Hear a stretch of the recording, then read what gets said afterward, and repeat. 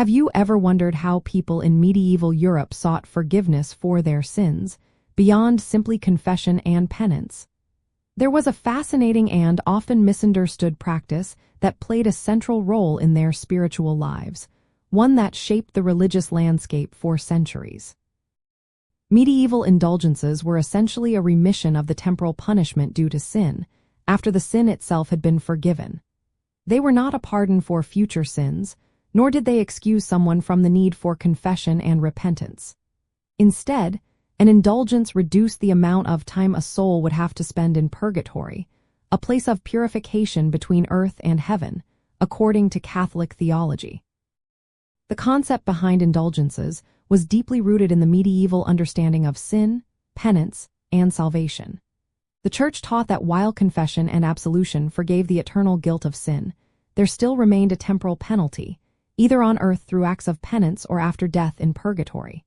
Indulgences were believed to draw upon the treasury of merits, an infinite reserve of good deeds accumulated by Christ and the saints, which the Pope could distribute to the faithful.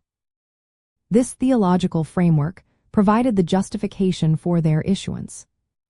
People could obtain indulgences in various ways, typically by performing pious acts, such as going on a pilgrimage, undertaking specific prayers, or doing good works.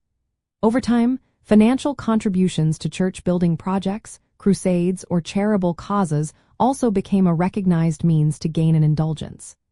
This shift, where money became increasingly involved, would later spark significant controversy. It is important to differentiate between partial indulgences, which reduced a specific amount of time in purgatory, and plenary indulgences, which offered a full remission of all temporal punishment. Initially, these were often tied to significant acts of devotion or sacrifice.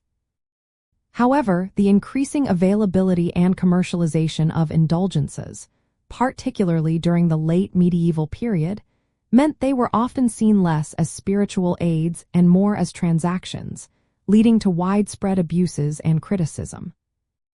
Ultimately, understanding medieval indulgences is key to grasping the spiritual concerns and economic realities of the age. They representing a complex interaction of theology, popular piety, and the institutional power of the Church, highlighting the efforts of medieval Christians to secure their salvation and shaping the very foundations that would later be questioned and reformed.